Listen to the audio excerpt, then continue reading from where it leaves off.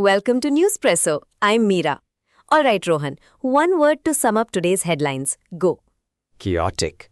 I'm Rohan. It's Thursday, June 4, 2026, and honestly, chaotic feels almost polite.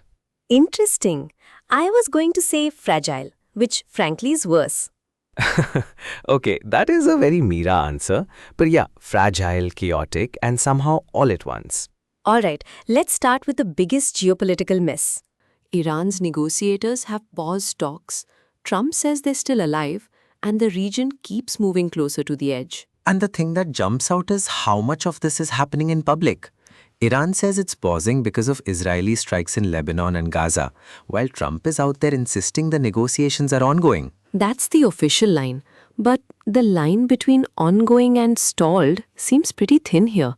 Trump is also pushing Iran to make a deal one way or another. Which is very Trump, but the stakes are not just rhetorical. There's fighting around Lebanon and the Gulf, Israel is targeting Hezbollah bastions and Iran-backed groups, and that widens the risk fast. And then you have the Strait of Hormuz sitting in the middle of all this. Tehran wants pressure eased on regional energy routes, while Washington is trying to keep diplomacy from collapsing entirely. Markets are clearly reading the same script. Oil hit a one-week high because people are worried about supply. And CENTCOM is disputing Iranian claims about successful strikes on US bases, which just adds another layer of noise to a situation that's already hard to verify. Yeah, and when the information flow is that messy, every statement becomes part diplomacy, part messaging war. Exactly. The coming days matter a lot here, because the real question is whether talks can move faster than the battlefield. Or whether the battlefield just keeps rewriting the terms. Okay, staying with geopolitics, but in a very different corner of the world. Nepal's border row with India flared up again after the Prime Minister floated the idea of Britain or China joining talks. And India basically said, no thanks, this is bilateral, which to be fair has been its position repeatedly. Right. And Nepal's government later tried to calm things down by saying its stance on Lipu Lake, Limpiadhura and Kalapani hasn't changed. But the damage, as usual, was already in the room. Because once you mention third parties in a dispute like this, everyone hears something different. One side hears leverage, the other hears interference. And this isn't some new argument. It goes back to maps, treaties, and the 1816 Sugauli Treaty. So yes, there's history, but also a lot of national pride. India says nearly all of the border is already demarcated, with only some segments unresolved because of shifting river paths and no man's land issues. That's the part that always matters, isn't it? The unresolved bits are usually the ones with the most emotional weight. And Nepal's opposition lawmakers are clearly worried the Prime Minister's comments weaken the country's position. Which is why they want the remarks retracted and the language tightened. In border disputes, wording is never just wording. So the real next step is probably less drama, more existing bilateral mechanisms. Exactly. Less grandstanding, more actual dialogue. A rare and noble concept. A shocking proposal. One more global story before we move on, and this one could touch a lot of people far beyond the countries named in it. Okay, this one genuinely surprised me in how broad the warning is. The World Meteorological Organization says there's an 80% chance El Niño forms between June and August. And if it does, it could stick around through November, which means above average temperatures and more extreme weather in a lot of places. The key thing here is that even moderate El Niño events can amplify heat waves, droughts, and heavy rain. So this isn't some abstract climate label. No, and the UN is already urging countries to prepare for droughts and floods, especially because this is happening in a hotter world. That's the part that makes it more dangerous. El Niño on its own is one thing, El Niño layered on top of climate change is another. And the regional effects are very specific. South Asia could see a weaker monsoon, which matters for India and neighbors. Bangladesh could face more heat waves and altered monsoon behavior. Sri Lanka is looking at hotter July-August conditions, and parts of Africa, the Middle East and Latin America could also see heat stress. India's monsoon forecasts are already being framed around below normal rainfall in some projections, which means farming and water supplies are going to be watched very closely. And some analysts are warning about global farm market price shifts too, depending on crop yields and weather conditions. So the practical takeaway is not weather might be weird. It's governments need to prepare now. Yeah, better warning, better adaptation, less surprise. All right, shifting gears from geopolitics to money. And because apparently the world wasn't complicated enough already. The US is weighing whether to end the Russian oil waiver, and India is one of the biggest countries likely to feel that. India imports over 80% of its crude needs, so the Russian barrels matter a lot for keeping costs down. Rubio's framing is pretty blunt.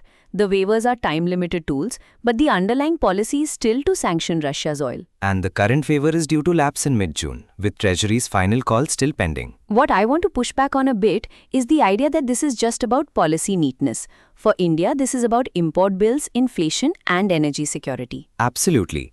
If the waivers end, refiners may have to shift to pricier alternatives in the Middle East, Africa, or the US, and that could push up global benchmarks too. Washington has also been pressing New Delhi to diversify sources, including from Venezuela. And there are signs Indian imports from Venezuela rose in May, which shows the diversification push is already happening at least a little. Still, the impact depends on prices, availability, and the discount Russian crude was offering at the time. So it's less one switch flips and more a chain reaction through supply routes and pricing. Exactly. And if you're an ordinary driver, that chain reaction eventually shows up at the pump. Which is the least glamorous place for geopolitics to land. Speaking of markets and government decisions, let's go to the Indian market side of things. The NHPC offer for sale got oversubscribed 3.47 times on day one, and the government is using the full green shoe option. That is strong demand, especially for a state-backed energy asset. And retail investors and employees get to bid on June 3rd, 2026, so there's still more of the process to play out. The broader market picture is pretty mixed though. Infosys is deepening its tie-up with DNB Bank ASA to modernize FinCrime operations. Which is actually a nice reminder that a lot of IT services growth now comes from very specific high-value problems, not just generic cost-cutting. Meanwhile, Vedanta has an ED visit to offices over FEMA-related probes. Investors don't like that kind of headline hanging over a stock. Nope. Then there's Canara Bank planning up to 8,500 crore through Basel III bonds to support lending growth. And Concord Biotech getting US FDA approval for its mycophenolate mofetil under.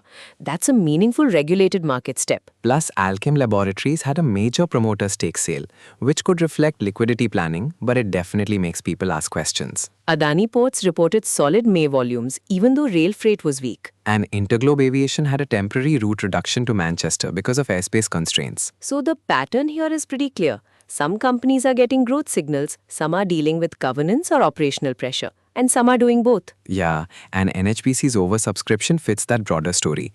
Investors are still very responsive to the right mix of stability and policy backing. Okay, moving on to tech, your favorite territory. This one is huge if you think about how AI infrastructure is evolving.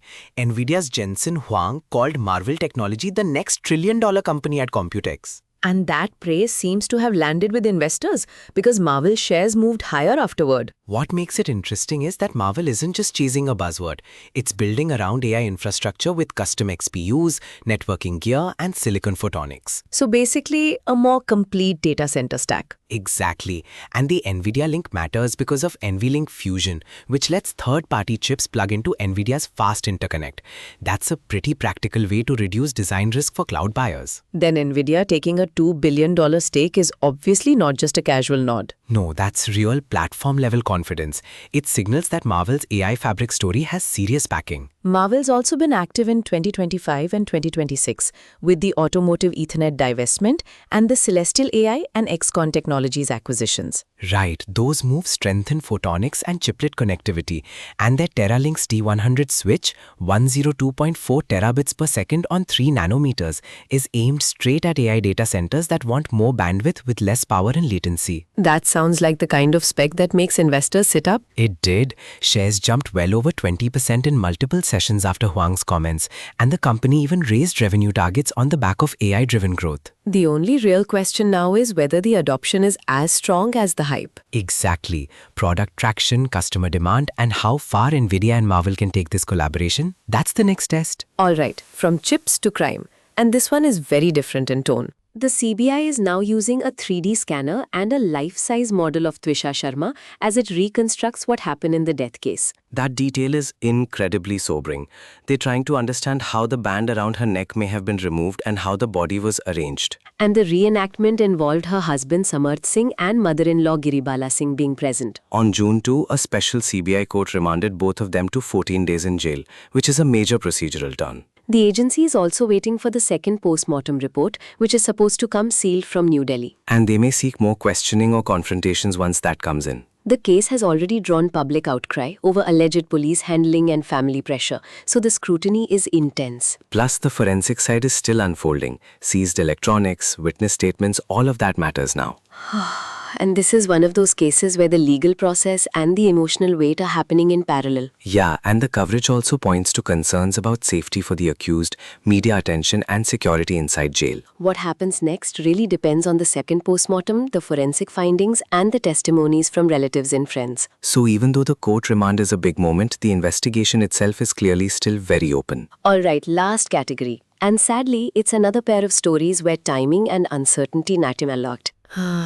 A massive fire in South Delhi's Malviya Nagar has left multiple people dead and triggered a major rescue operation. The Lemon Green restaurant, which is a multi-story building, went up in flames, and fire crews got 10 tenders and relief teams moving quickly. 3 people were rescued from the basement early on, but the fire spread through the basement and upper floors. And the scene sounds chaotic. Locals helping people escape, some victims jumping from upper floors, with mattresses laid out on the road by residents. That's the kind of detail that tells you how much the immediate response depended on nearby people, not just official teams. By mid-morning, the Delhi Fire Service was reporting multiple casualties and evacuating others to hospital through CATS ambulances and other services. The death toll itself varied across reports. Some said around 10, others higher, and what's not clear yet is the exact cause. Officials from DFS, police and DDMA were coordinating, and the fire is believed to have started around 8:50 am under the Nehru Place Fire Station's jurisdiction. This really puts fire safety in commercial venues back under the spotlight. Especially because there were also reports of foreigners staying in the building's basement hotel portion. A neighborhood turning into an emergency zone in minutes. It's grim. And the other climate story, while not tragic in the same way, is also about being forced to react to conditions you can't control. Kerala is bracing for the monsoon, with forecasters saying it should reach the coast by June 4, though the usual June 1 onset has already slipped. The delay is being tied to El Niño and weaker westerly winds, so this isn't just a random shift. The IMD has been revising forecasts as conditions keep evolving across the Arabian Sea, Lakshadweep, Kerala and Tamil Nadu. And for farmers, timing matters. A late or uneven monsoon affects kharif sowing and water planning. There are already orange alerts in parts of Kerala, and heavy to very heavy rainfall is expected in isolated pockets, especially in northern districts. Pre-monsoon showers have started in some places, but the bigger picture is still uncertain. The moisture is expected to spread into the Bay of Bengal and the Arabian Sea, with more heavy rain potential for Kerala, Karnataka's coast and Tamil Nadu. The government has set up crisis and crop watch groups, which is the right move given flood-prone districts and farming concerns. And if the onset stabilizes, it could finally help reservoirs and farmers who've been dealing with heat and drought this spring. That's doing a lot of work there. It really is. Alright, that's us for today on Newspresso. Thanks for hanging out with us. Stay tuned and we'll be back soon on Newspresso.